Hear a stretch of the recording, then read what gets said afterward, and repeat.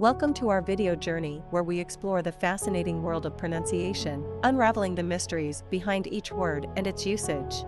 In this video, the word is abundantly. Abundantly. Abundantly. Abundantly is an adverb that is used to describe how something is done in a plentiful or copious manner.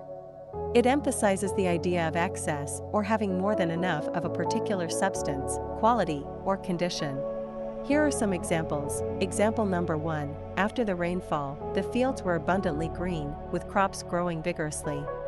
Why abundantly is used in example number 1. Abundantly is used to describe how the fields became green with an excess of lush growth, emphasizing the plentiful nature of the crops.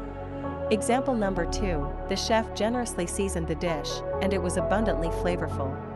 Why abundantly is used in example number 2. Abundantly describes how the chef seasoned the dish with an excess of flavors, indicating that it was exceptionally flavorful. Stay tuned for more linguistic wonders and join us in unlocking the magic of language. Thanks for watching, and until next time, keep speaking, writing, and embracing the beauty of words.